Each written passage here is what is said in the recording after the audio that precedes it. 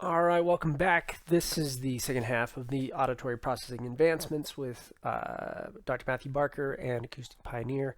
This section will focus more on the programs developed by Acoustic Pioneer, but will also include some other information on some other auditory processing therapy.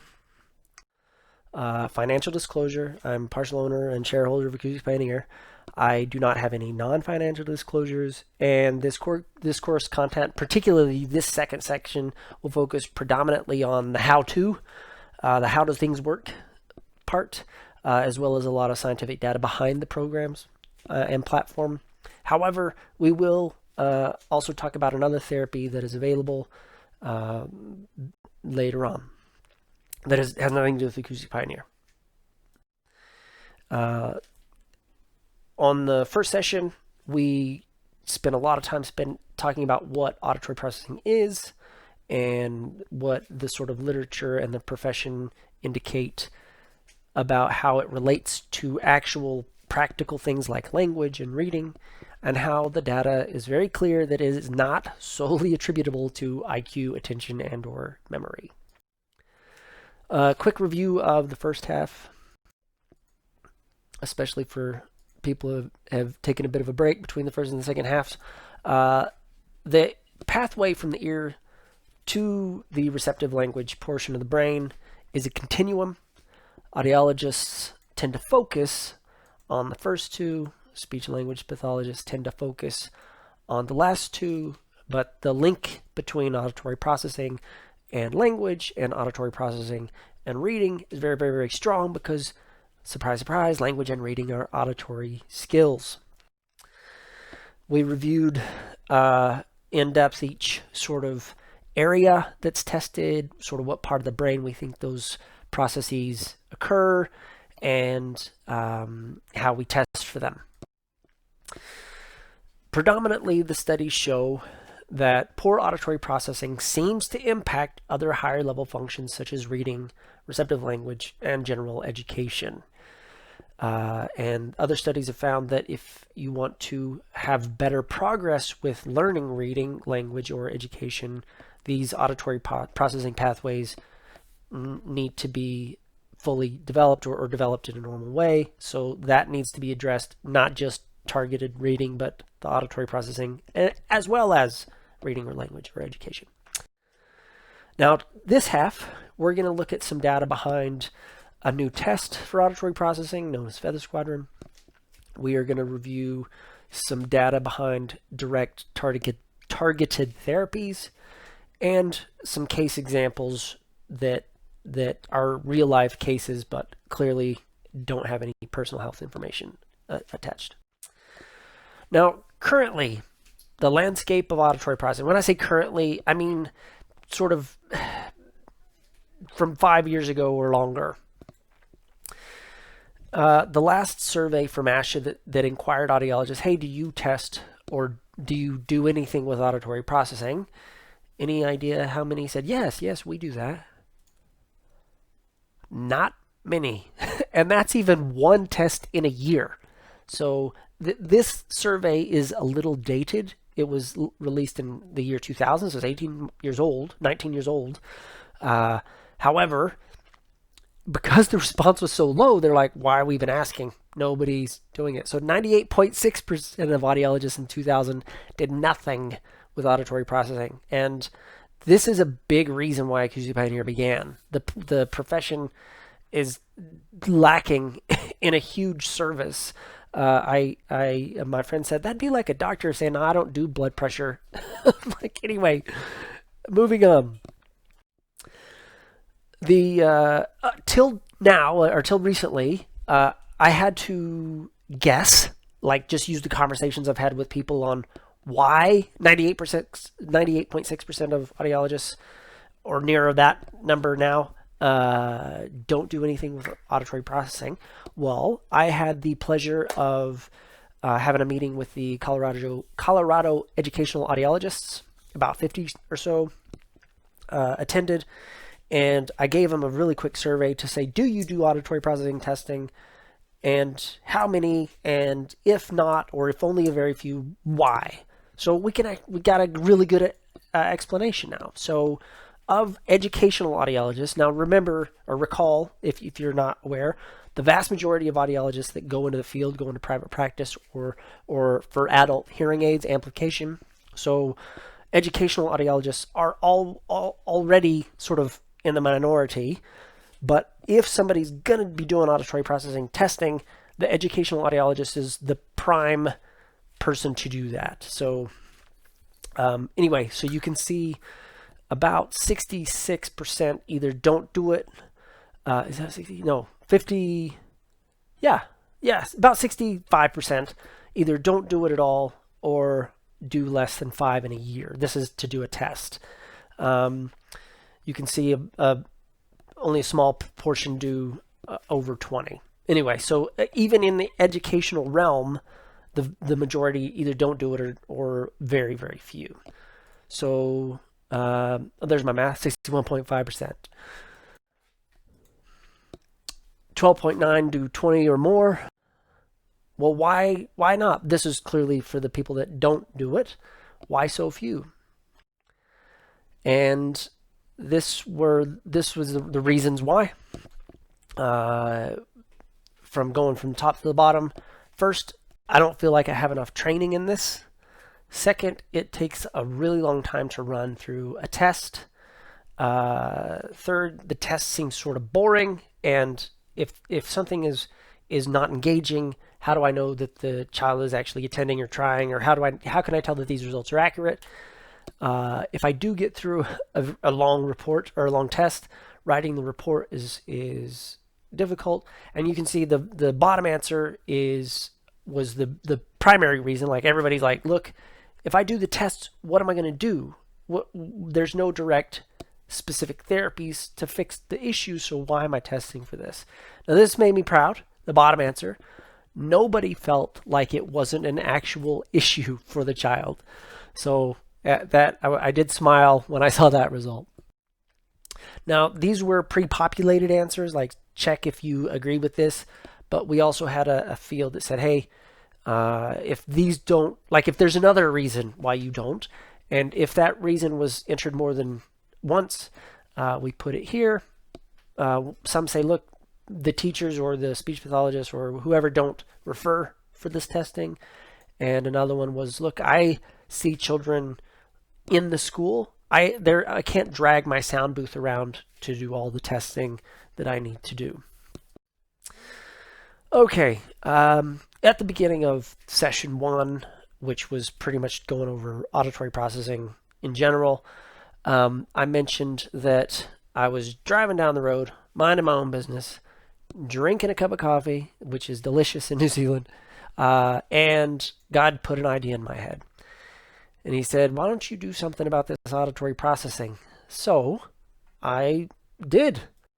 I made a little game called Feather Squadron. This is an auditory processing app. It is only available on an iPad because it's highly calibrated. Android devices are too dissimilar across device, so it's only available on iPad at the moment. It's normed down to age 5 and as high as 65. And you can see sort of there's a demonstration of what it kind of looks like. It is, as I said, it's calibrated, but the outputs are set to match the Cost UR10 headphones specifically. Now those Cost UR10 headphones are about $10 from either cost.com or Walmart or what have you. Now to get set up, first you need to sign up for an account. We reviewed that, I'll review that, how to do that in a video in a moment or later on in this session. That's at acousticpioneer.com. Then you'll need an iPad, clearly, to install the app on, the Feather Squadron app on. It's free to install. And then you'll need those headphones. Now, you might think, hey, those headphones are kind of inexpensive. Does that mean that it's real cheap sound quality? No, not at all. In fact, most headphones these days, even inexpensive ones, when you match the sound output, they are very, very similar to even very top-end headphones. So just because the headphones are say $10 or $20 doesn't mean the sound quality is going to be poorer than some that might be $300. So keep that in mind next time you're shopping for headphones. Okay, well, so how does it work? How do things function? Okay, good question. First thing you do is plug the headphones into the iPad. Set the volume to 50%. That's the headphone volume. So make sure it says headphones when you're setting the volume. It's 8 out of 16 blocks. If your vision is kind of blurry like mine, you can just hold the down button all the way down. It'll bring the volume all the way to the bottom, and then just click the up button 8 times because it's 16 blocks. Then you sign into the app, and you can only sign in if you have an approved account. If the iPad can access the internet's best, so the data gets sent to the website immediately. You can test offline, but for that iPad to confirm you access, it needs internet access at least the very first time you sign into that iPad. Select your test battery. What do I mean by that? If you're a speech and language pathologist and you sign in to the app, you're going to see 2 different versions. Choose the extended evaluation. That basic screening is really not designed for, it's more designed for like a teacher that might be concerned or a parent, not a professional. If you are an audiologist, you will see 3 options on the screen. As an audiologist, I always choose the diagnostic assessment because it gives me a little bit more information. The major differences between the two is the diagnostic assessment has a couple of extra tests, and it reports standard deviation from the mean, because to diagnose auditory processing disorder, you need the standard deviation information, and the extra couple of tests are for cross checks so that you can have more confidence in, yes, these results look really valid, that's an issue, is APD or not. The raw scores and whether it's an issue or not is still available in the extended evaluation. So select whatever of those you feel appropriate, enter the child's name and date of birth, and tap the Start Assessing button, which this is sort of what the screen looks like. The select games is for a diagnostic eval, like a post therapy. If you look, they only had a dichotic listening issue, I don't need to run through the entire program, I just want to test the dichotic words test, so you can select games and do that. Anyway, so once you hit the Start Assessing button, then you move it over to the child. Make sure you're in a quiet environment that is free from both acoustic distractions and or auditory distractions and visual distractions. Once that child hits the screen, then the instructions start to come, and your job is to make sure that they're not, looking around and distracted and just banging on the screen. I have seen a 5-year-old literally just bang, bang, bang, bang, bang on the screen all over the place. Those results were discarded. So this is the position I tend to prefer. Just kick back and make sure they're attending. You can even do some paperwork while you wait. Once the Feather Squadron app has finished all the tests it needs to run, the data will send, and you can go and view that information immediately at acousticpioneer.com. There's no delay in getting it to it. You can look at it then, and once you look at it, it's there for all eternity, as far as I know. So when you look at a report, you will notice immediately that it's color coded. We sort of set it up kind of like a traffic light, where green is good, yellow, hey look, we're down a little bit, this might be a bit of a concern, or red is no, that's a concern. So it doesn't say it on the extended evaluation test, but green means they are negative 0.9 standard deviations or better. Yellow means they are between -1 and -1.9, and red is 2 standard deviations or poorer. Is Feather Squadron the same regardless of age? Answer is no. For both of these tests that you professionals will use, there are 2 versions. There is a version for 5 to 7-year-olds, and there's a version for 8-year-olds and older. And the reason 5, 6, and 7-year-olds don't get the same version is because when we were norming the task, it was normal for them not to be able to do certain tasks, so we just didn't include them. Why test for something if it's normal for that skill to not be developed at that age? So there's 2 versions, but we do test down to age 5. And that basic screen, I kind of mentioned this just earlier, it's really designed for a parent or a teacher. So if a parent signs up, that's the only thing that they can access, the basic screen. It's, of all the things I've developed to date, that's my least favorite. And here's why. When you try to take a 20 to 25 minute assessment and squish it into 2 to 3 minutes, you're going to lose a lot of validity. So when you lose validity, you're going to either lose sensitivity or you're going to lose specificity. So we had to make a decision. Are we going to tell somebody that their child's okay when they're not? Or that we're going to tell somebody there might be a problem here when actually they're okay? Well, we erred for the latter. So we would rather somebody say, you should probably get that checked more thoroughly by a speech pathologist or audiologist, or no, they're okay. So we didn't want somebody that was not okay to be told, yeah, you're fine. So if they pass, they're likely to be fine. But if they fail, there's still like a kind of a pretty good percentage that the full test would actually show a normal result. So don't use it clinically is all I'm trying to say. What happens if the patient closes out or the fire alarm rings or something happens and we sort of stop the test mid-test? Next time you sign in, the app is going to tell you, hey, I've recovered a session here. This in this example, I used the name child name. It would say Sam Smith. The previous session was recovered for Sam Smith birthday. Would you like to continue from where you left off? If you want to continue, hit recover session, and it will start at the beginning of the subtest that it stopped at. So if you're in midstream, it'll start that subtest again.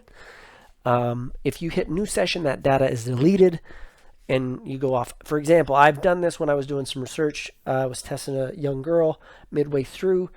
She became unwell and had to rush off. I didn't want her data. She's obviously unwell, not at her best. I don't want her information. So I hit new session, deleted that data, and moved on. If you want to listen in to sort of like see what the instructions are doing, to see the behaviors of the child, that's fine. It's informative. It can be if you like that information. You can use a splitter and plug in a second set of headphones. The second set of headphones does not have to be the calibrated ones because only the listener really needs the calibrated level.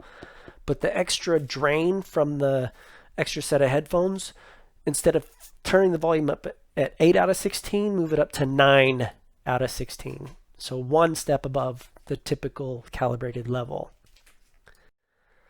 All right, quick pop quiz for you. What do we as a communication disorders profession require before we implement anything new in our practice? And because you can't answer me, I'm going to answer myself. Answer is, of course, we want the evidence. Where's your evidence? This sounds cool. Good. A video game that tests auditory processing. Yeah, great concept. Show me the data. All right, I will. So we did a very long development period. And once we did a whole lot of pilots to get a really nice product or a program that was relatively self-running, we tested 847 children and presented the data on them. The first question I asked my colleague, who is literally a world expert in the field, Dr. Suzanne Purdy, what would you want to look at? What are the first things you want to look at and say, does this Feather Squadron test, is it legit? Is it valid? Can I use it with confidence?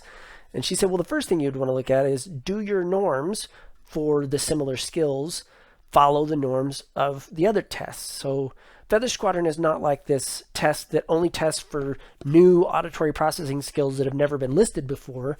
It's modeled on the most common and popular tests that are used by clinicians today. So that by doing that, we can compare to the tests in Feather Squadron to the tests that it was developed to mimic. And here are the results. Now, the publication was published in the International Journal of Audiology in 2015. So if you want to really dig into this, it gets kind of boring. So I'm going to just touch the highlights. But essentially, if you look at tonal patterns or the word like dichotic digits and how those compare to the norms that we got with Feather Squadron, everything lines up really well. And I said, okay, Suzanne, what's the next question? She said, well, ideally what you would want to do is get a group of participants, test them with Feather Squadron, test them with the traditional measure that Feather Squadron was based on, or the subtest of Feather Squadron was based on, and do those correlate. So we got 46 children, and we tested them twice with the traditional measures and twice with Feather Squadron, and they were all done it was randomized in a counterbalanced order, and the analysis showed that, yep, everything correlates like we want it to. And we also said, okay, well, but does let's say the left ear dichotic listening score, does that compare to the pitch pattern test or to the rapid and reverberated words test? And no, the only items that correlated to anything else was the same item. So the dichotic digits left and right only correlated to the dichotic digits left and right, if that makes sense. Okay, so you had 46 children, you tested them 4 times. How's the test retest? So that's 184, 46 times 4, 184 data points. How's the test retest, and how does that compare to the traditional measure? So we found that Feather Squadron was at least that of the traditional measures. It actually showed up to be a bit stronger, but for the publication we said it is at least that of traditional measures. So good. So far so good. Now back to the Colorado Educational Audiology Society. Remember they said, look, it just takes ages to test. So I'm busy. I don't have time to do that. So one of the purposes of Feather Squadron is to try to make it quick. So how efficient is it? Well, when we compared the length of the traditional tests with those 46 kids being tested 4 times, Feather Squadron was 4 times faster than the traditional measure. So what would have taken an hour, and this is just an example, if you wanted to gather information for an hour traditionally, Feather Squadron can do that in 15 minutes. Now that's that's not for the analysis, not for the reporting. That's just testing only. If we wanted to compare how much quicker can we get a report from Feather Squadron than a traditional measure, and I'm kind of being even lenient on Feather Squadron, it's about 1,800 times faster to get a report and look at the results. So the efficiency, yes, check. And again, this is the title of the publication that we published in the International Journal of Audiology in 2015. And the conclusion was, the results indicate that Feather Squadron is time efficient, it's feasible, concurrently valid, and reliable for measuring auditory processing in school-age children. Clinically, it may be a useful option for audiologists when performing AP assessments, as it's fast, engaging, and easy. But we thought, this is great because it's sort of comparing the Feather Squadron, the new method, to traditional methods, which is helpful.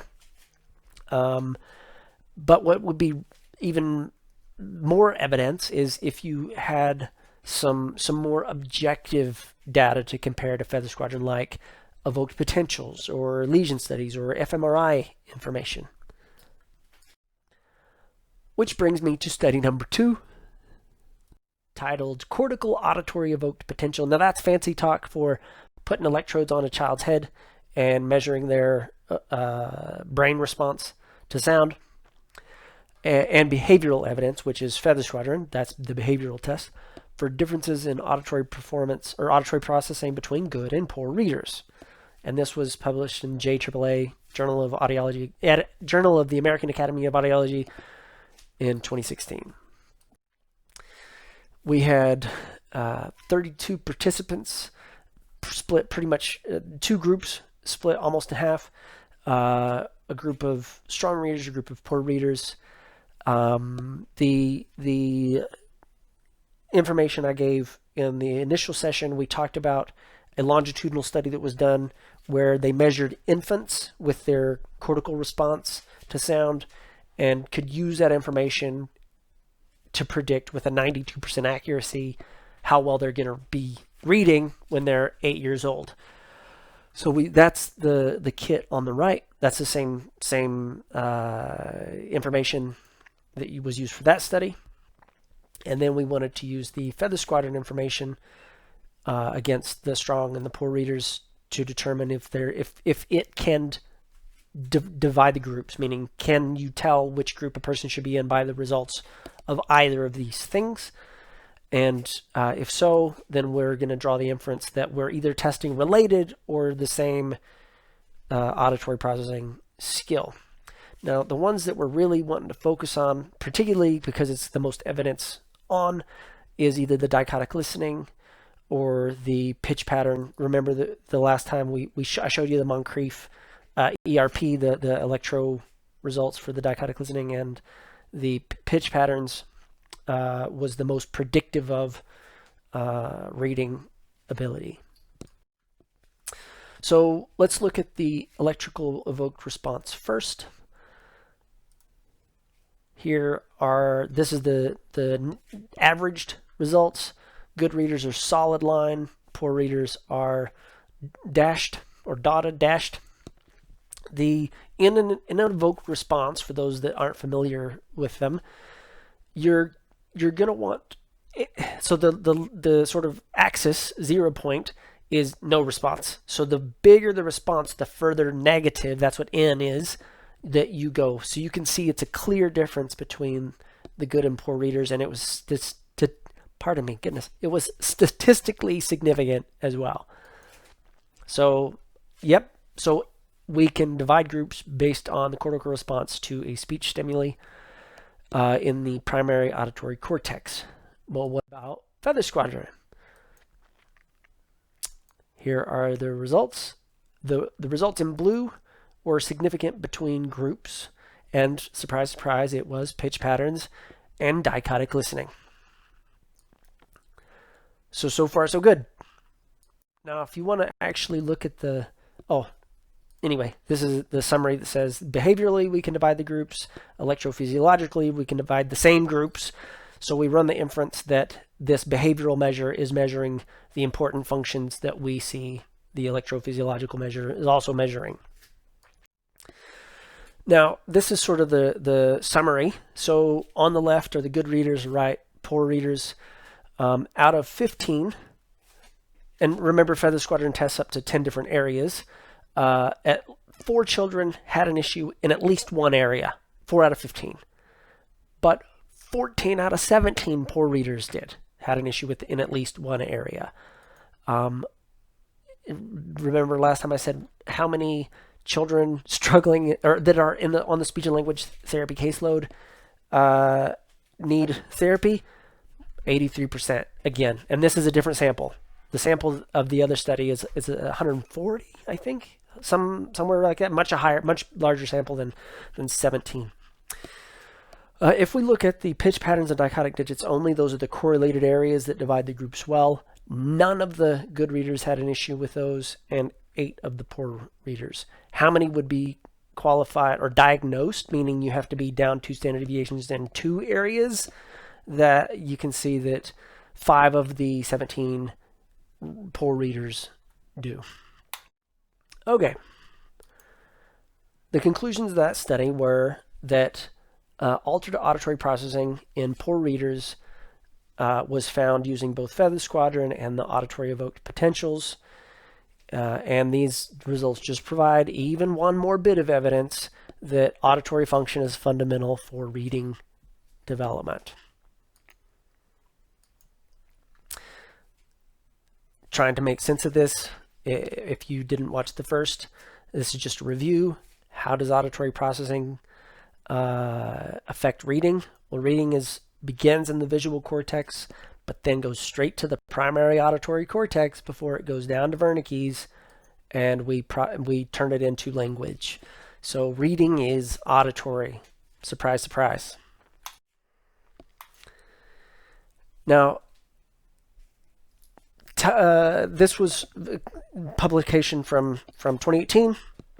It did an international review of all the auditory processing batteries that are out, and their conclusion was, at the international, 2 screening batteries can be highlighted for their most comprehensive assessment of hearing skills, and Feather Squadron was one of those because it does test for a lot of areas. The other one was the screening test of auditory processing, which is different from Feather Squadron.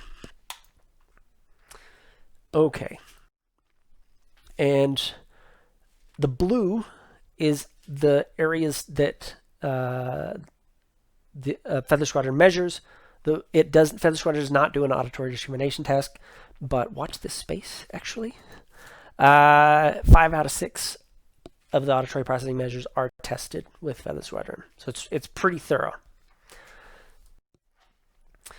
Now, a audiologist from Towson University did a comparison. So she did some traditional testing on some children and also did Feather Squadron. So this is not done by myself. This is an external study.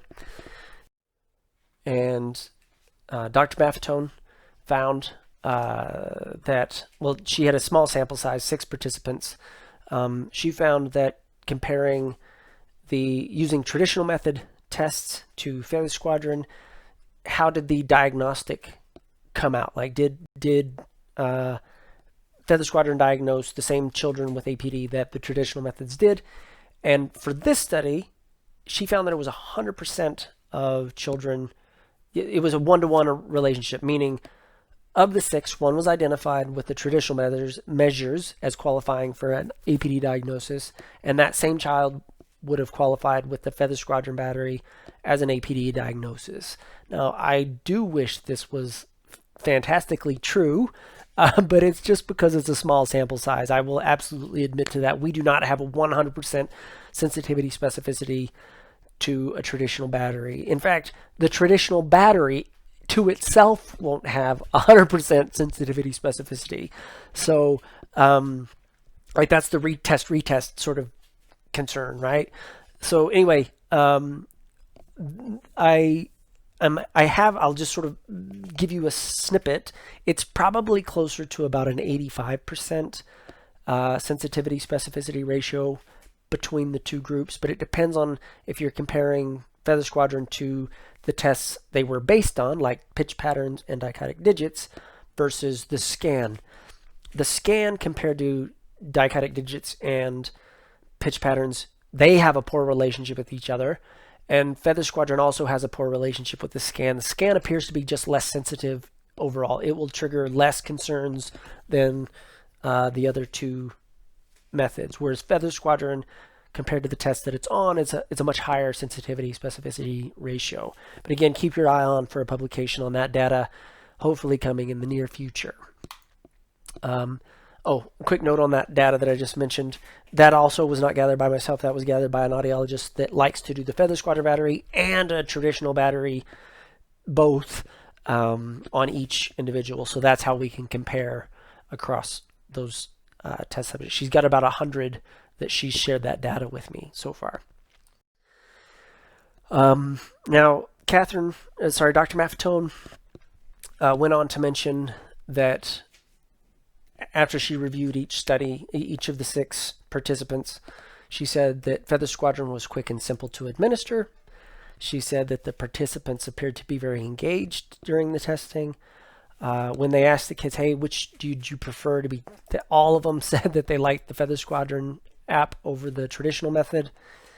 The examiners also reported that the app was less effort to administer, especially to 2 of the 6 that were very challenging to test with the traditional method.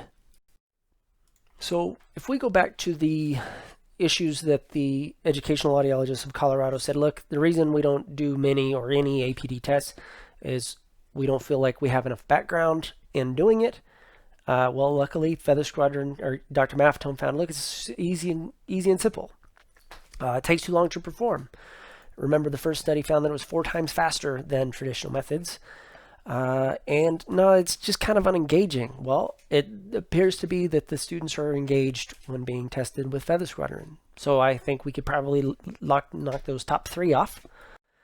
And the other part that Dr. Maffetone mentioned was another benefit is that it has standardized test administration, scoring, and interpretation, meaning there's no tester bias. It removes, the instructions are not given by the tester.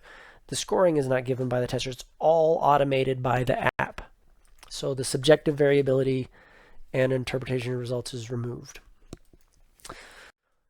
So that, I think, and the fact that the report is 1,800 times faster to generate makes the report writing less arduous and more reliable. So I think Feather Squadron's not doing too bad so far. Now, currently, the APD diagnostic approach means that if an individual listener is below the mean by 2 standard deviations in at least 2 measures in at least 1 ear, they can qualify for APD if they've not already received a diagnosis for language disorder or some other issue, educational or other diagnosis that would preclude them from being also labeled auditory processing disorder. It is also commonly agreed that if you're 3 standard deviations below the mean in 1 measure in at least 1 ear, you can also be assigned an auditory processing disorder diagnosis by an audiologist. Limitations to this approach. This is more from a practical standpoint. It sort of emphasizes the label over the benefit of the listener.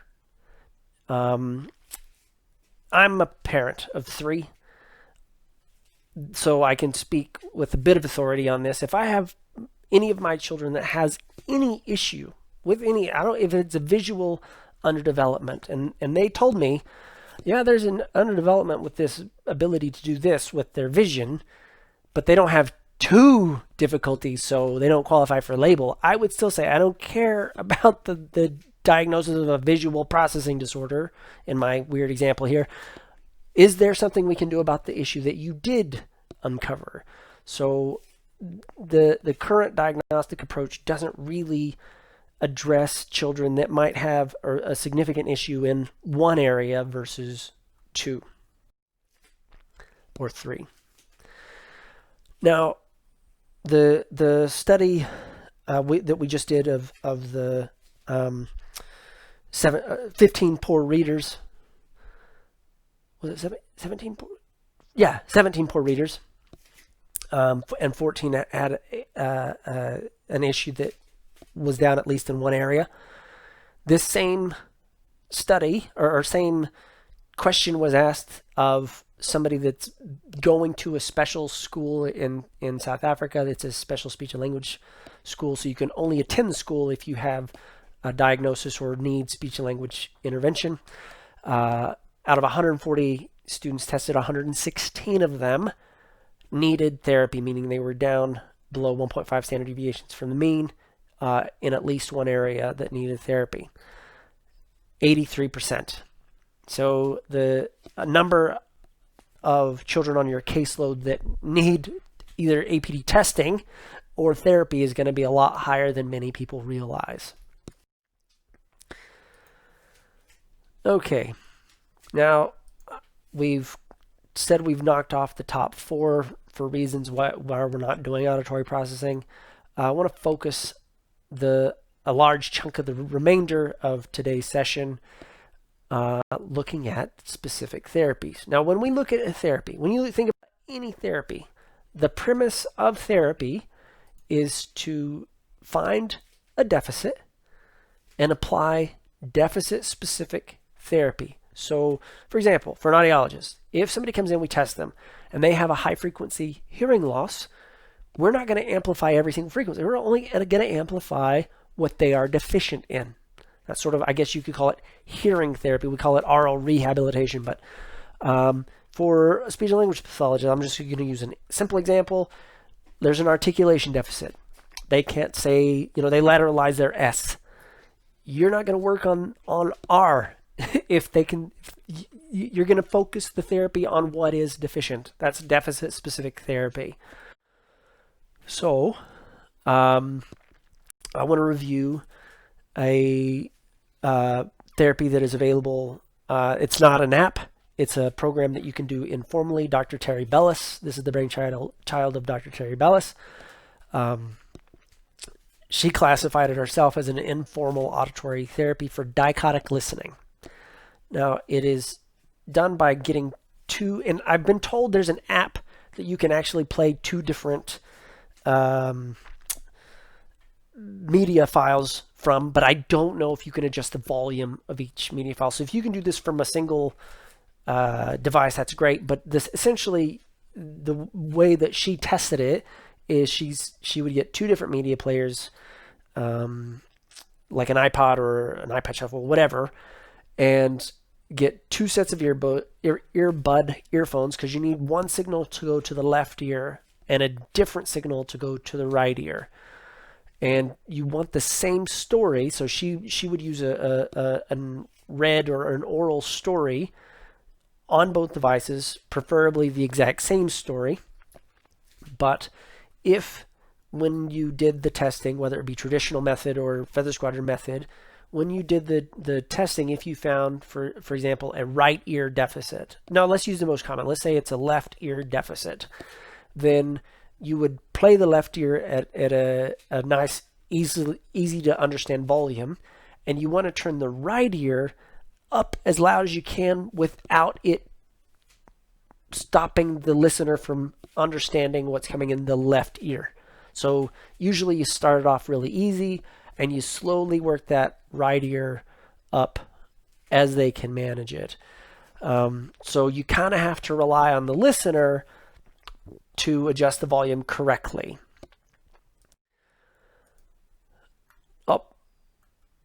Now, Dr. Terry Bellis has labeled Zookeeper, which we'll drill down into, a more formal dichotic listening therapy. So this is an Acoustic Pioneer program. And we also have another one called Insane Earplane, which is a deficit direct therapy for non-linguistic patterns. Remember two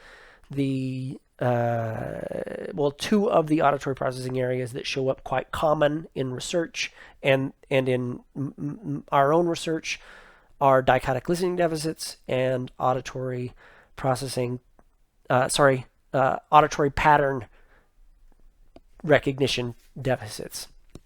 So these therapies are targeted at those two specifically. They can be played online through a computer. Both therapies need headphones. They don't need the calibrated COS headphones. They just need any pair of stereo headphones. And you can play it online with a normal PC. And I do recommend an external mouse if you're using a laptop. It can be used in a Chromebook. It can also be used on an iPad or on any Android tablet. There's no charge to install the app on the device. On the computer, I should say, it's played on the website at acousticpioneer.com.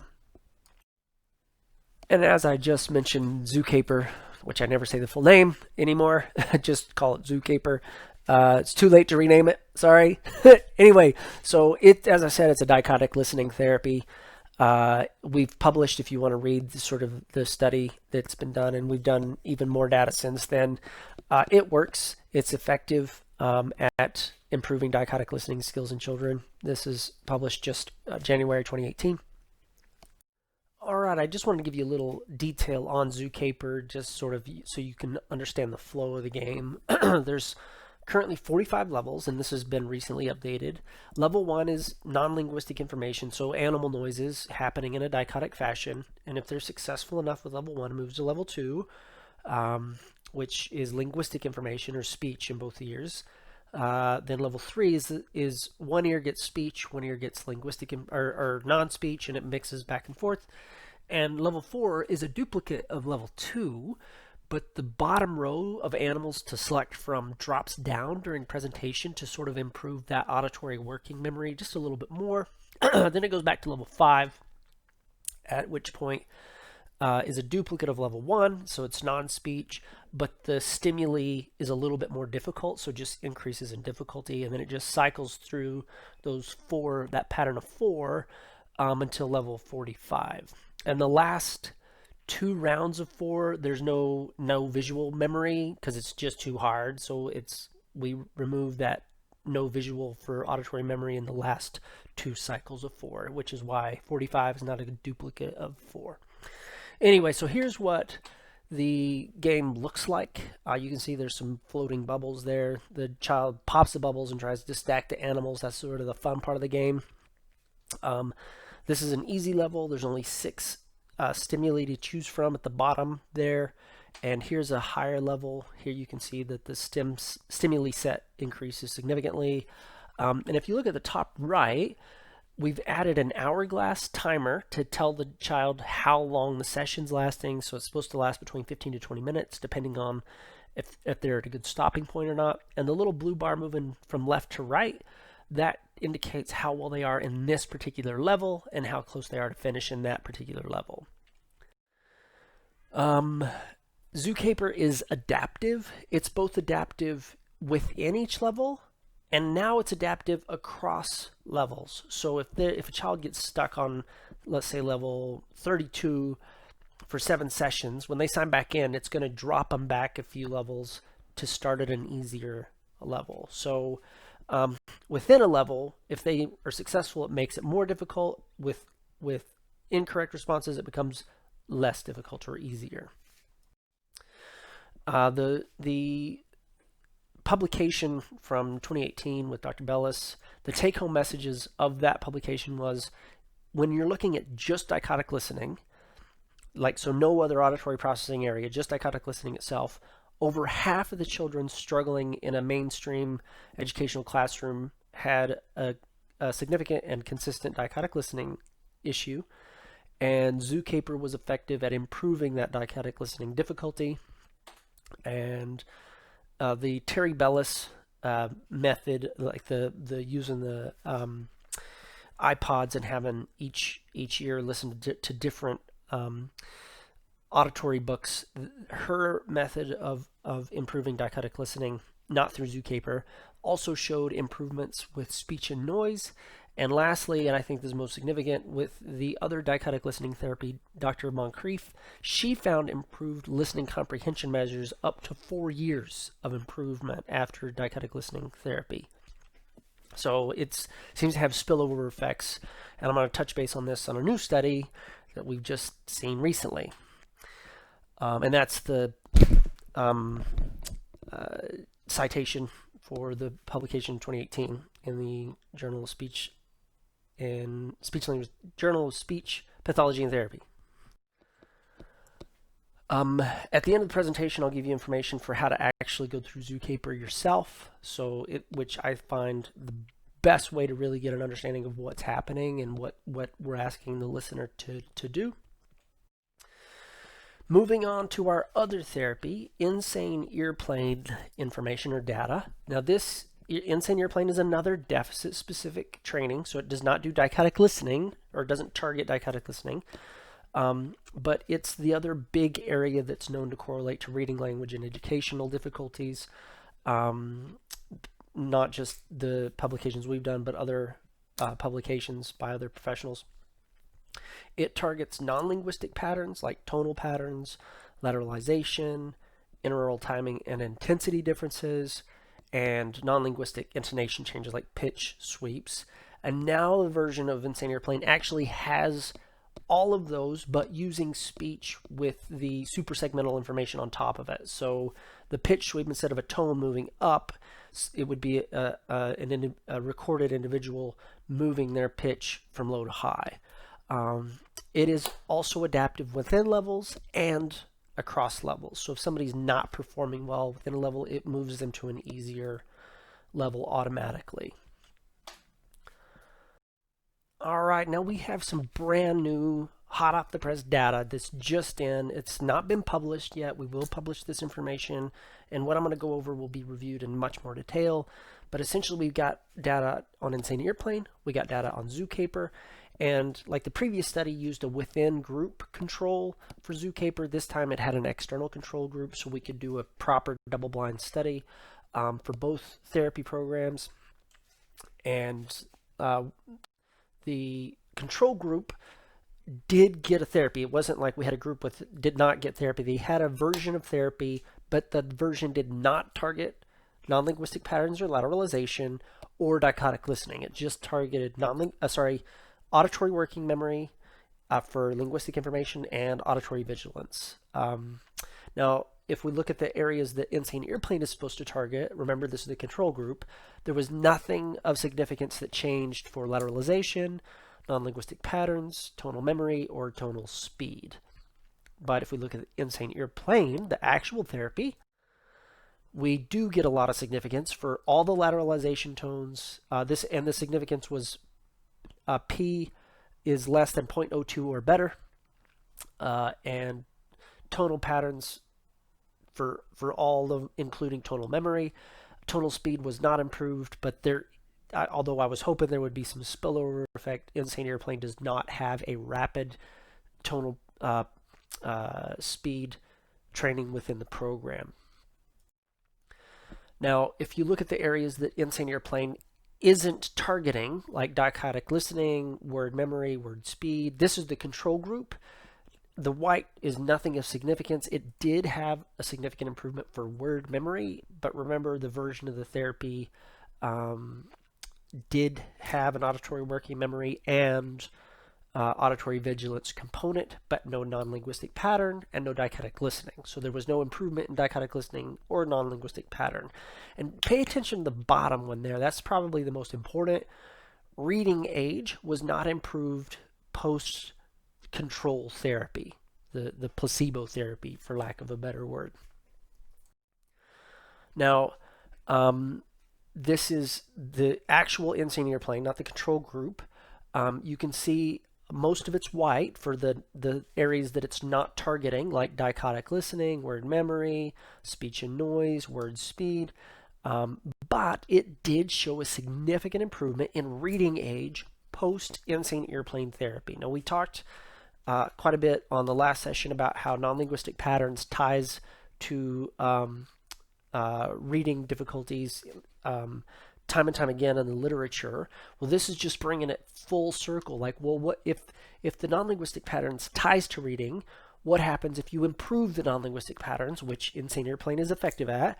Well, you improve reading age. This sort of helps support the idea that if you're targeting reading or language in therapy and you have an auditory processing difficulty, your progress is going to be slower than if you also improve the underlying auditory processing areas as well as reading or language specifically. Now, this is the same information I showed you before, but we're sort of looking at Zookeeper. Again, this is the control group, and there was no significant improvement for lateralization, non-linguistic patterns, tonal speed.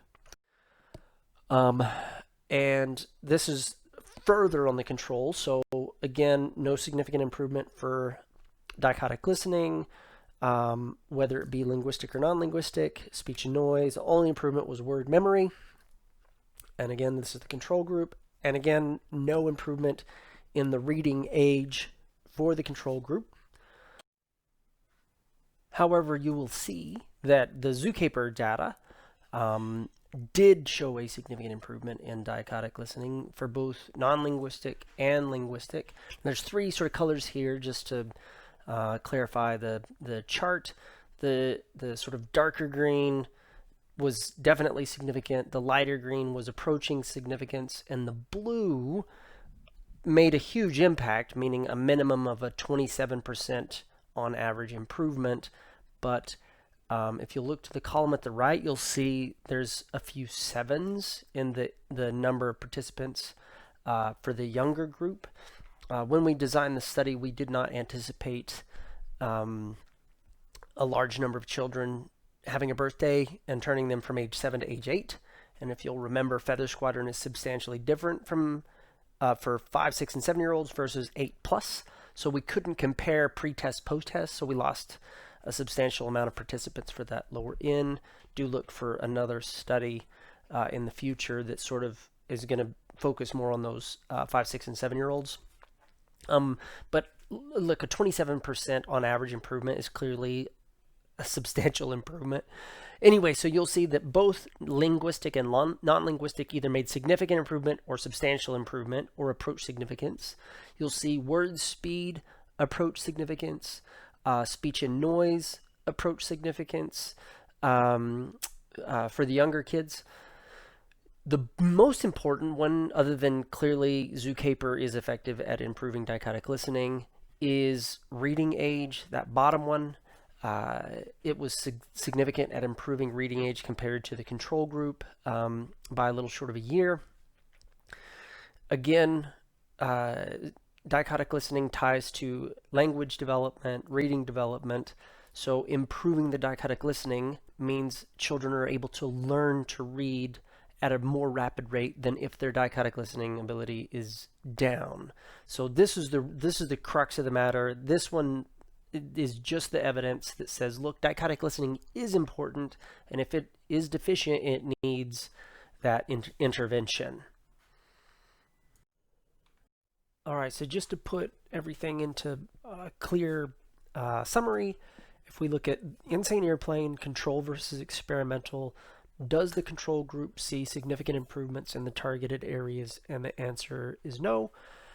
Does the control group see significant improvements in reading age? And the answer is no. But what about the actual insane airplane, the experimental group? Did that see significant improvements in the targeted areas? The answer is yes. And did it improve significantly for reading age? And the answer is yes.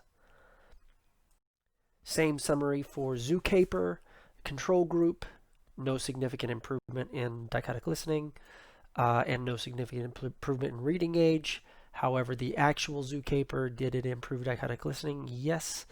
And did it improve reading age? Yes. So it's pretty clear compared to a control group that both experimental groups are effective at what they're targeting, as well as improving reading age. Okay, so if we put everything side by side, like to compare apples to apples, do we see improved reading skills after auditory therapy? First thing I want to look at is the placebo or the control group. Now this group did get auditory therapy, but it was auditory memory training and auditory attention training only. And they saw no significant gains. What I mean by that is they were getting reading intervention as well as the control auditory therapy. And in 10 months' time, they only improved by 10 months in their reading age. So although they were getting reading intervention, it was no faster than the chronological time that had elapsed. Now, what about Zookeeper? This is that dichotic listening therapy. Well, in 10 months' time, the child improved 17 and a half months. So they advanced over the chronological period 7.5 months. So it's definitely faster if somebody needs dichotic listening and is getting reading training. If you give them the dichotic listening training, they can progress in reading and language much faster. What about insane airplane? Well, same thing except even more. Now, this is only taking into account children that qualified for an auditory therapy. So both groups, Zookeeper and insane airplane, needed either dichotic listening therapy or that auditory pattern training. And if they got it, then they could progress with reading up to twice as fast as the control group that also needed a therapy but did not receive one. So this is sort of the major take home. If you're not using auditory therapy, your progress is going to be slower in reading and language development. People often say, okay, I get the products, but how do you use it? Like, what's the game plan? What's the flow? So first thing you need, and this might already be done if you're a speech and language pathologist and the children are on your caseload, you would have already done a case history. But the second thing you want to do is run through a hearing test and rule out hearing loss.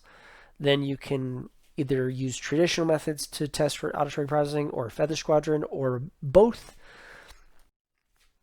Now I want to focus just a little bit here, take a short break about the hearing test. Now, audiologists in schools are rare. If you work directly with an audiologist, great. If often there's like people have school nurses that do hearing screenings and it's fine. If you don't have easy access to a hearing test or a way to rule out hearing loss, there is now an app called the Hearing Loss Screener. So you type that in. Again, it's only available in the App Store. Type in the word Hearing Loss Screener. You will see this. It's free to install. It functions just exactly like Feather Squadron.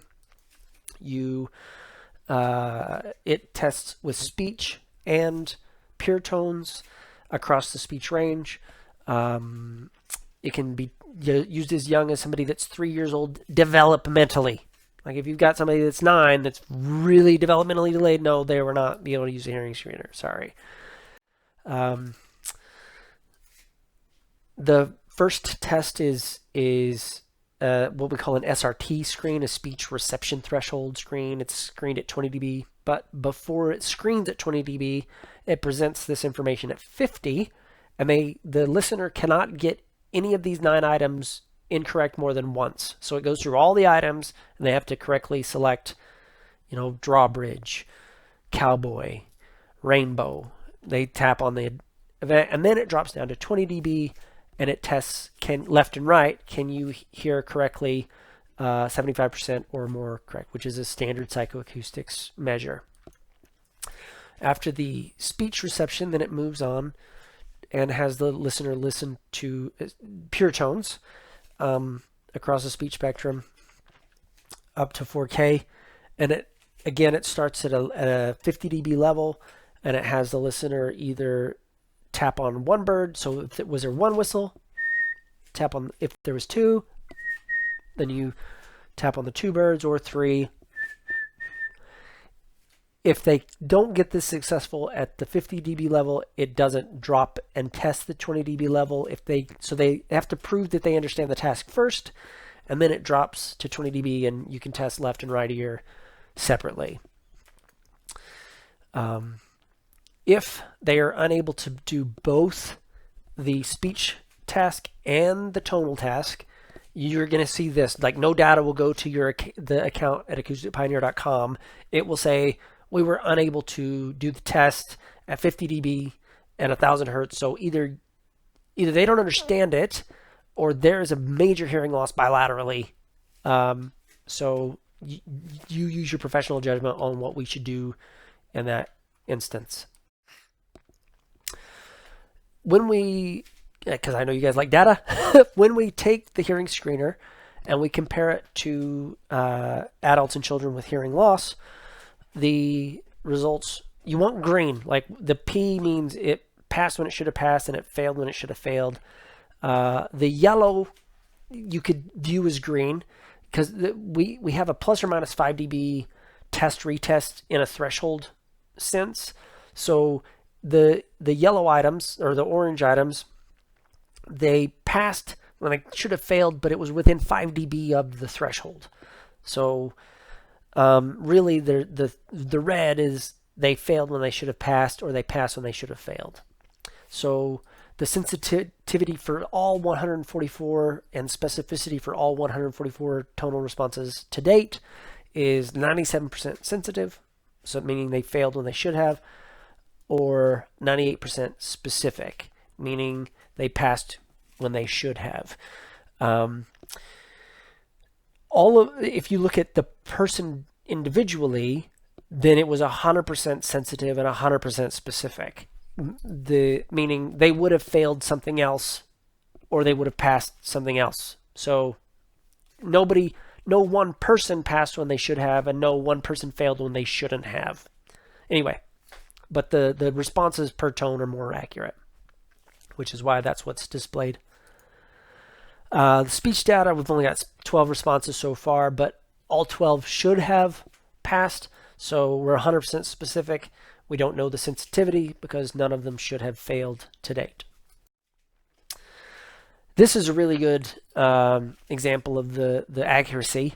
So this is the thresholds on the left of the screen there. Right ear, again, speech paths, I know you will know this, but as a reminder, red is right, blue is left.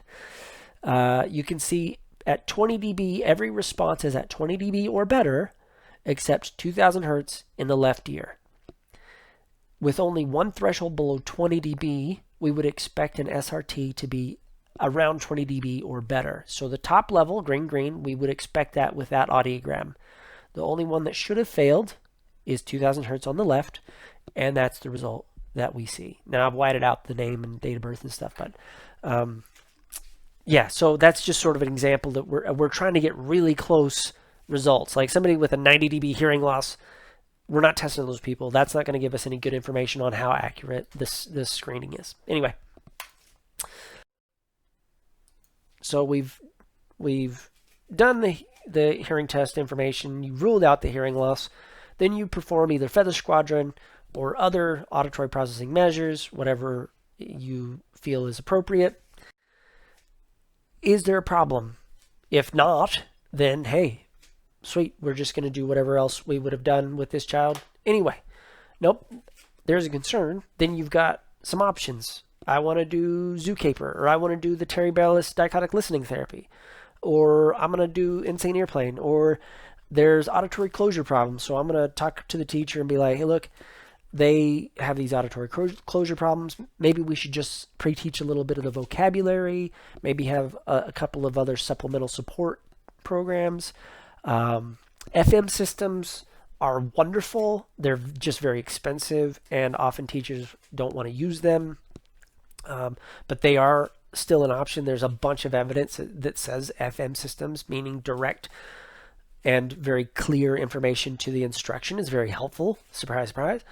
And then after you implement those strategies or therapies, if the therapy's finished, then you want to do some follow-up testing and see that you have the best outcome possible.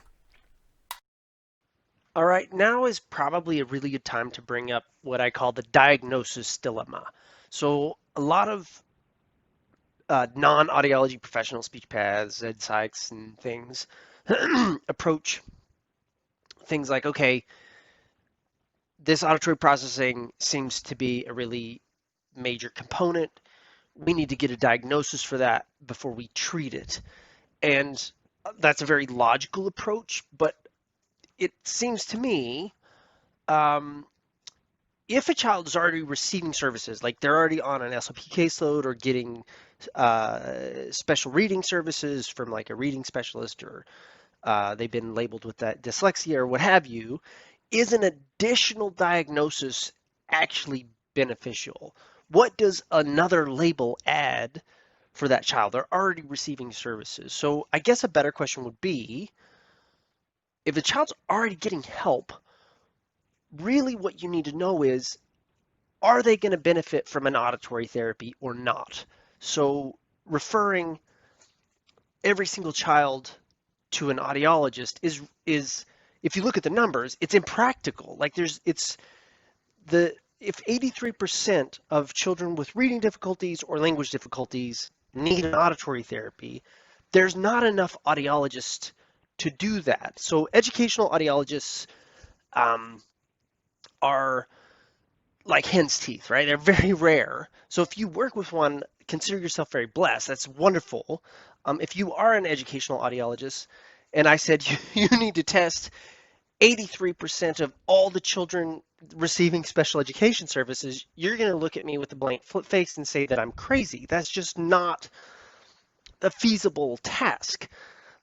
Doing any auditory processing work is like an additional component to the educational audiologist's bag. Like they've got plenty on their plate. Me saying you need to test X hundreds or thousands of kids for auditory processing as well to determine, quote, a diagnosis is just impractical. But there are going to be some kids or students that aren't performing well, but don't get don't qualify for services for other testing, like dyslexia or language difficulties, and you think, well, maybe there is an auditory difficulty. Well, fine, then absolutely refer on or do, if you're an educational audiologist, do whatever testing you need to determine, do I want to label this child with an auditory processing disorder diagnosis? So that's completely appropriate. So if you're a speech path and you work with an educational audiologist or any audiologist and you think, I think this child needs to be referred, you can run through the Feather Squadron test and in 20 minutes have a really good idea of, yes, definitely this student needs to be referred for testing. Or if everything comes out green, then say, well, I'm not going to refer because there's no evidence to suggest that that's the case. So anyway, I just wanted to bring up this sort of diagnosis dilemma. Like, a diagnosis isn't always beneficial. In fact, if they're already receiving services, it's probably not beneficial. Okay. Now, a note, and I've mentioned this before, but I'll mention it again. Acoustic Pioneer is a professional program or a set of professional programs, rather. We do not release tools directly to the public. They are designed to be in your hands because they're complicated. This is complicated information. It is well beyond just standard teacher or parent. All right, now I'm going to get into a little bit more of the how things look, how things work with say, Feather Squadron reporting and a review of the website. I've got a video I'm going to play shortly. But when you sign up and you submit your CEUs, you are going to go in the draw to win free access to all the programs, unlimited, until the end of school, so till June 2020. And we're going to have multiple winners each quarter. That's how often ASHA review the CEU information. So every quarter we're going to have winners. So don't forget to submit your paperwork and sign up for if you haven't already. Those who have signed up will also go into the draw. Okay, now this is just going to be a quick run through of the website and how things work. The website's very important because all of your data is stored in the website. For example, if you do a test with Feather Squadron, the results are not going to display on the screen. We don't want this kid to sort of see, or the child, or patient of any age to see the results. We want you to be able to check it out first. Therapy progress will be able to be, well, you can make therapies and view their progress inside the website. If you don't have an account, click the just little sign up here button, enter the correct details as they are, and hit sign up. We always check everybody to confirm they are a qualified professional. Predominantly, these you see, like a teacher, for example, and other professional does not have access to the full level, just the screenings. Okay, so if you already have an account, you can add people to your account if you share with them. For example, if you're in the same school or in the same clinic, you don't want to sign up everybody to have their own account. Sign up one account and add everybody to it. That way everybody can see each other's information. I'm going to cancel this because I happen to have an account. Surprise, surprise.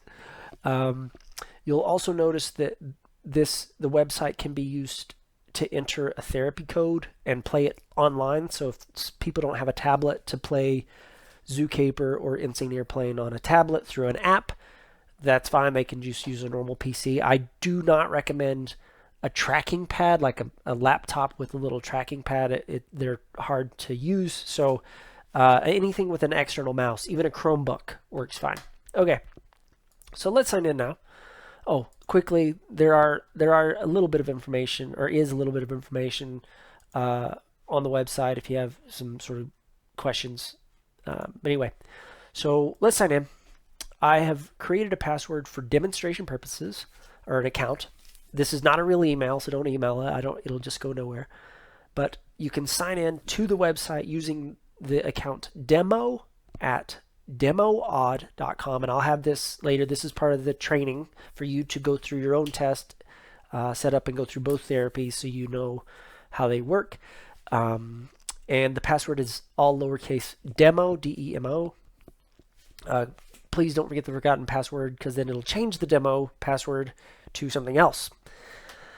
Anyway, so we'll sign in, hit the go button, and you'll immediately see that we've got a whole lot of credits to play with. Please do not use this with students. This is not a secure account. If you use this with actual students, you will be violating your privacy requirements. So if we get a suspicion that somebody is using this with students, it'll have to be closed down so that we're protected for privacy purposes. Okay.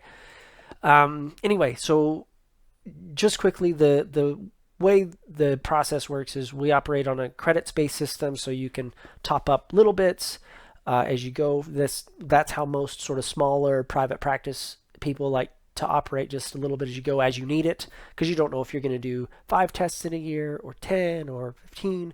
However, larger schools and districts, we have a one-off fee that is allows as many professionals and as many tests and as many therapies as you want to use. It's an unlimited 12-month license. Okay. Oh, at the very top, user guide. This is very helpful if you have specific questions about the website or about a therapy or about the Feather Squadron tests or about related parts to the report in Feather Squadron report. So it's quite useful. It's very lengthy, but it's got a nice little sort of table of contents to help you get where you need to go. This just says to do the test, you need the COS UR10 headphones.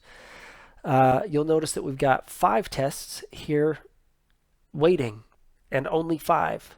There's actually a lot more than 5 here, but to try to keep the website tidy, we hide them after 30 days. So if I type the word A here, for example,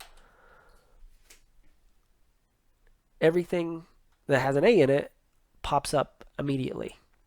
All right, so anything with a star by it has been processed. Somebody's looked at it. I'm just going to pull up Lindsay because she hasn't been processed yet. So I'm going to click her. You can see that somebody chose the middle evaluation. This is the one that is predominantly used by speech and language pathologists because they just want to know, do I need therapy or not, and what's the score? And it's called the extended eval. Anyway, so it ran through these areas of the test. You can see how much a report costs, 15 credits, which directly equates to $15. Unless you're on the unlimited license, then it doesn't matter. We're going to hit purchase report. And there, now Lindsay will soon go star. So I'm going to hit download. And hey, look, Lindsay is completely green. So you don't really need to drill down further. It's all normal. But if you wanted to look at the actual scores, you can see what her actual scores were, which is clearly really good. So go Lindsay. Feel free when you're demonstrating this to sort of fake the system out like Lindsay did and say, hey, look, my birthday is from 2008. That's fine. That way you can sort of, anyway, whatever you want to do, just play with it. Try to get it wrong if you want. See what the system does. All right, I'm going to close this report down, and you'll see that Lindsay has now got a star by her name. So when I open it up, I don't have to pay for it again. It just goes straight to the result. Okay. All right, so that's where the test will be. Oh, I'm going to show you just quickly because we have a hearing screening as well. Is this one? Nope. Oh, here we go. This is somebody that's had a hearing test performed. This was performed next to a noisy refrigerator. I did this on my friend Amy just to show her what it looked like, and she heard all the speech at 20 dB. She missed the low frequency tone, and that's strictly because it was not in a quiet environment. But anyway, that just goes to show you can do a quick hearing screening To process a hearing screening report, it's either free with the site license or it's $1. So pretty quick and easy free screening. Okay. Now moving on from the test side, which is the left, over here to the therapy code side. Again, therapy codes hide after 30 days. So if I wanted to look at a report that I've set somebody up with, I just type in, say, test. This person's gone through Zookeeper for 17%, so I can click on it. And they've played twice, I can see. Now, this is going to be removed. It's on the list to be removed. We've got several updates coming and improvements, but this play times and a triggered, there's some problems here. This is being removed because students and patients move at different paces. So somebody might go through the therapy more quickly than another. It doesn't matter. They just progress at their own pace. It's whether or not they plateaued or not is the real question. And you can see they don't. The codes don't effectively expire. If somebody can't finish the therapy within 5 years, they're not going to finish the therapy. Most people, even within give up to a year, is sort of max you would go. That's not everybody can fully finish every level, and that's just how things are. Okay, so let me close. Oh no, I'm going to look at the report, open it up, and it sort of gives us the session information, what levels she went through, and there's a lot more information on Zookeeper that you can drill down into, like what happens in each level, how does it get more difficult. You can see they scored pretty well across these 3 levels, and the main purpose of the report is to determine, are they continuing to progress or are they stuck? And if they're stuck, what do we need to do? Do we need to discontinue things? Do you need to email me so I can back it back down and start again? That's a professional decision. Okay, so we'll close out of this report. Now, to make a code is pretty simple. I'm going to get rid of that.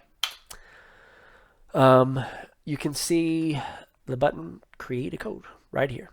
So you click the button.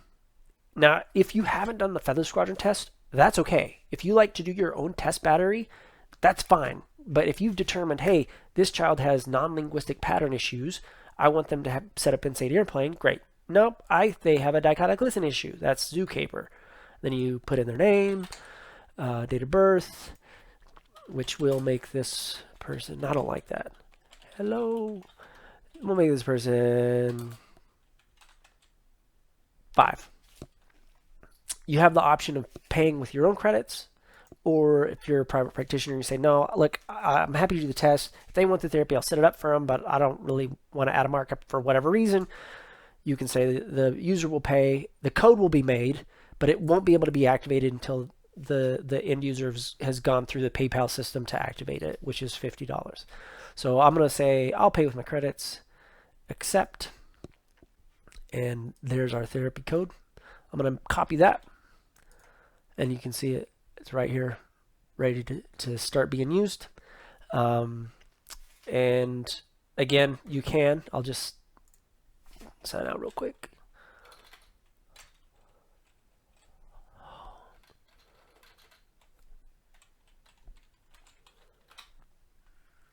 I could have just hit log out, that would have been faster. But anyway, I can put this code here, hit validate, and start the therapy online, or you can put that code in either of the Android tablet or iPad apps.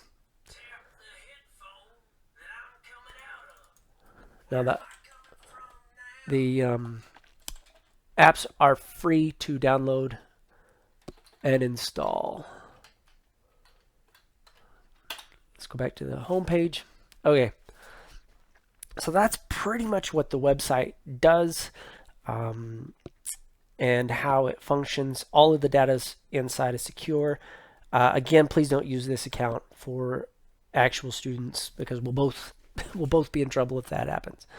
All right, I think that will do it for the website.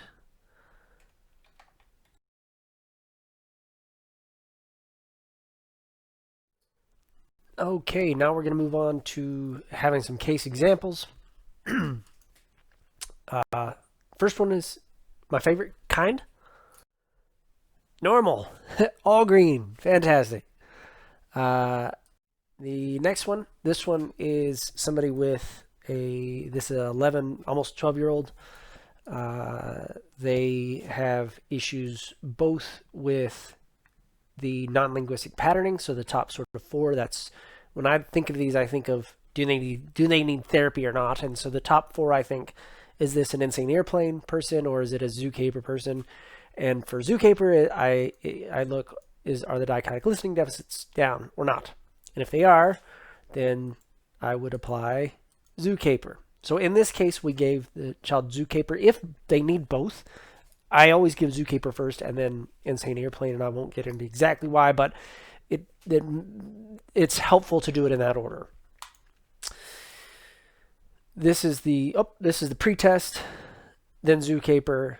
Here's the follow-up test. So you can see that the top 4, the insane airplane target, still have some issues, but the dichotic listening is now within normal limits. And if we look at the actual scores, again, there's the pretest.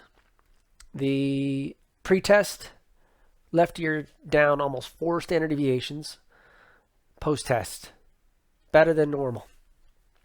Pretest for dichotic digits, bilaterally deficient, although right ear still has an advantage, even though I don't know if you can call that an advantage, below 3 standard deviations from the mean.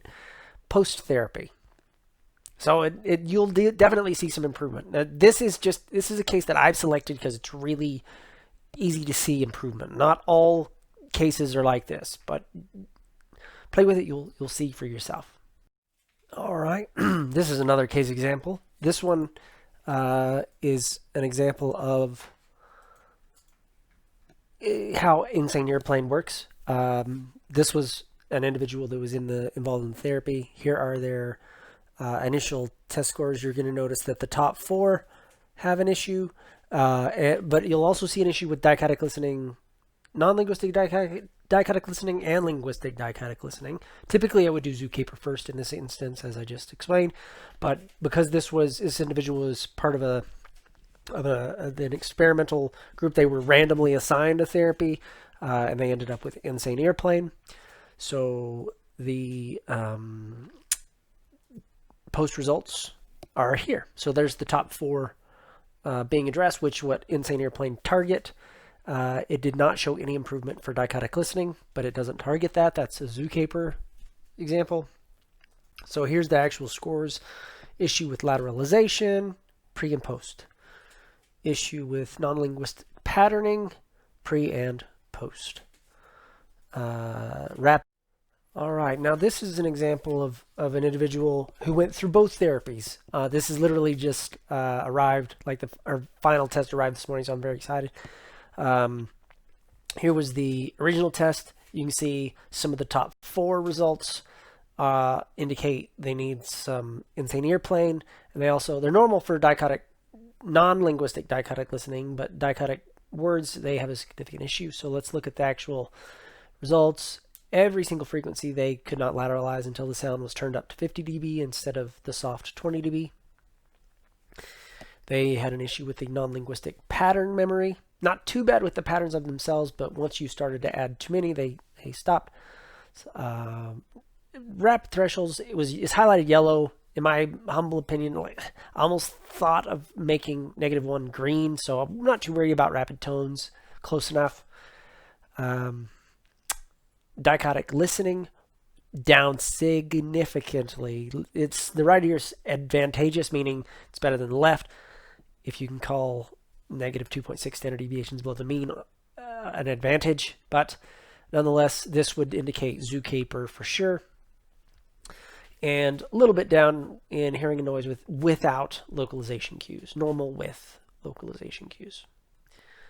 Okay, so the pretest, then we put her through zookeeper first, then insane airplane, which she just finished. Here is her follow-up test. Not bad. So these cases make my life worth living. They're good. It makes Acoustic Pioneer do what it's designed to do. All right, now when you're looking at a report, I've got a couple of tips that I do for efficacy sake, meaning, or validity, I guess I should say, sake, how strongly do I believe these results? There's two areas that sort of have some overlap with other areas, which means you can use those as sort of cross-checks. One of them is tonal speed or rapid tones. The other one is speech and noise. So if they had an issue with tonal task, then fine, you can have speeding it up with the rapid tones is not going to make it better. But if they don't have tonal pattern task down, then I would expect rapid speech. If neither are down, I would wonder if they just didn't understand that particular task. Sometimes, even though it says in the instructions, it's not a matter of how fast you tap the screen, because the tones come faster and faster. The listener tends to want to tap the screen faster and faster, and they can make mistakes on that. So just a tip. Now, if we are looking at speech and noise, especially with localization cues, I want to also say, well, did they also have difficulty with rapid speech? So it's your rapid tones, we use rapid speech, and so with speech and noise with localization cues, we use rapid speech, because speech and noise uses auditory closure, meaning the signal's kind of covered up a little bit. We have to fill in the gaps. Rapid speech removes part of the speech signals. You have to fill in the gaps. If they didn't have issues with rapid speech, but they failed with localization cues, well, they might have a dichotic listening problem. That can interfere with your ability to use those localization cues. Remember, localization and lateralization are very, very highly linked. So if there's a major problem with the corpus callosum, it can affect not only dichotic listening, but also lateralization and further and extension localization. So if you see an issue with speech and noise, do you also see an issue with rapid speech? Or if not, with lateralization or dichotic listening? And if not, that's the last test. So this is another one that I'm like, okay, that's the very last test. Were they just done? Was their brain tired? Did they just give up? Ah, there's my notes. All right, good. So we've got just a few minutes left, which is perfect timing. Right on track. But I want to take just these last few minutes to talk briefly about sort of the future directions of auditory processing, especially with as far as Acoustic Pioneer is concerned. To date, all the cases to date have had normal hearing, no hearing loss. There are several studies to date that have done a little bit of groundwork on can you test auditory processing in those who do have hearing impairment. And generally speaking, I'll get there, but generally speaking, yeah, they process sound too. They might need help hearing the sound, but they're going to need to process the sound once they hear it. Here is, and he doesn't mind me telling you, one of the gentlemen that is a software engineer for Acoustic Pioneer, so he's a male adult, does have hearing impairment. There's his audiogram. It's got mild high frequency hearing loss in the right ear, mild to moderate sensorineural hearing loss in the left. Now, he was going through school, he had normal hearing, like he developed this sensorineural hearing loss. And for those audiologists in the room, now he's got an MRI and he's clean. So anyway, he's got, it's not on the screen, but he's got excellent speech discrimination at moderate levels in both ears. Now I'm going to highlight one particular area, the rapid tones. So he's got hearing loss. He can hear amazingly fast. So his auditory system has not suffered, even though his cochlea have damage. So yeah, that's like he's got normal lows, so he passed the low frequency tone. He couldn't lateralize the middle sounds because of the hearing loss, and he couldn't even hear the highest frequency sound to determine which ear it was. So that's because of the hearing loss, not the inability to lateralize.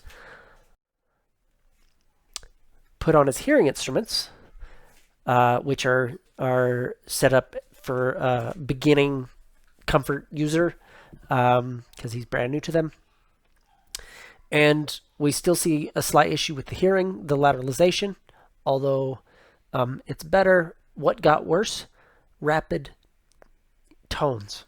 So this case sample tells us that, no, he did hear the tones better, particularly at 4,000, but it slowed his ability to follow the rapidity of the tone coming rapidly in quick succession from 2 milliseconds, meaning we had it extended as long as 50 milliseconds. So a substantial amount longer. His brain didn't change. The only thing that changed was the hearing aid. That tells me that we can test dichotic listening. We can test, this was done with headphones over his hearing aids. We can test for rapid speech. We can test for speech noise. We can test for other things. But because the hearing aid has a processor, and that processor has to take sound, convert it into digital information, analyze it, amplify stuff, make program computations, and then spit it out the speaker into the ear, that slows it down. So the one test that appears you can't do with hearing instruments is these rapid tones. Now this is you will likely see a publication come out on this when I have enough participants, but this is a 37-year-old female, and she's got bilateral hearing loss. Her left ear has substantial word discrimination problems, so she can hear at her PB max, which is basically the point, for the USOPs, the level at which we hear our clearest.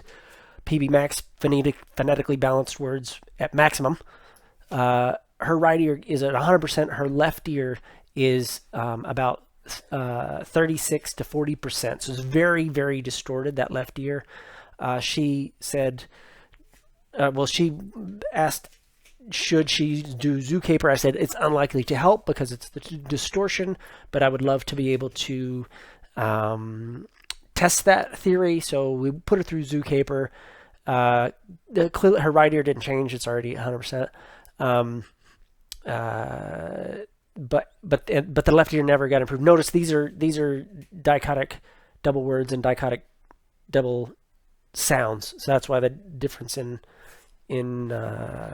score, linguistic and non-linguistic. But basically Zookeeper was not effective for her because it's a cochlear distortion problem. 41-year-old male, born with had major infection at birth, given very powerful antibiotics, and has a normal sloping to severe bilateral sensorineural hearing loss, has been wearing hearing aids since age 3. Also a difficulty with rapid tones. His rapid speech was okay, so it must slow it down just a little bit so that the tones are difficult, but you can still process rapid speech well. And what about his dichotic listening? A little bit of a right ear advantage. He was not interested in doing Zookeeper, but he had very clear PB max, so his speech recognition was very clear in both ears at louder levels. I'm saying that if the finding so far, and it's a small sample size, is if the ears are clear, meaning speech clarity, not clear of wax, but if there is good speech clarity and they're amplified correctly, they should be able to perform very near same-age peers for the majority of what we test in Feather Squadron, except for the rapid tones. And thank you very much for your time. Hope it's been informative and useful. If you have any questions, concerns, thoughts, suggestions, anything, always feel free to reach out. info@acousticpioneer.com. Now this is the end of the second section. There's one more section that's a practical session. You clearly take a break. It's basically running through things on your own. You will be using this account demo at demoaud.com, password demo. I'll move on to the next slide, and I'll kind of leave it. I'll walk through it, but I'll leave it up for a while so you can write things down. Feel free to pause the recording and write things down. This is the next steps. Doing all this, you don't have to do it all at once, but doing all this will take around about an hour all up. So it'll be an extra hour of CEUs. Sign into first you have to have an iPad. Install the Feather Squadron app. Sign in to the Feather Squadron app with demo at demoaud.com, password demo. You'll have to have an internet connection so it can recognize that that's a legitimate password. Get some headphones. Run through the diagnostic assessment. Remember, don't use this on actual patients, please. This is just for your purposes of understanding how the test works. Any pair of headphones will work for just demonstration purposes. For legitimate testing, use the COS UR10 headphones. While we're on the iPad, go ahead and install the Hearing Loss Screener app. Sign in the exact same way and take the hearing screenings. If you're not using the COS UR10, just set the volume whatever's comfortable. Otherwise, use the 50% volume with the COS UR10 headphones. Once those have both been completed, let's check them out at acousticpioneer.com. Sign in, same password. Same email address and password, and have a look at the reports just so that you can see sort of how things are. When you're running through Feather Squadron, feel free to mess up. Feel free to wait, don't respond. See what the program does, just so you can learn the idea behind its movements. After you've checked out the reports, while you're in acousticpioneer.com, go ahead and over to the right side, the lower part of the screen, and click Create New Code. Set you up a code for Insane Airplane, and while you're there, go ahead and set you up another one for Zookeeper and jot them down, and then play around. One session will take no more than 20 minutes. It'll time out at 20 minutes, but that way you can sort of get an idea of how the therapy works, what sort of stimuli it uses, and how it sort of slowly gets more and more difficult. If you want to see sort of how you did for the session, sign back into the website and you can view your therapy report. If you want to play it a couple times, that's fine, but for this ASHA CEU training purpose, one round will be included in your CEU battery. All right, look, I really appreciate your time and sticking with us. Have a great rest of your day. Bye-bye.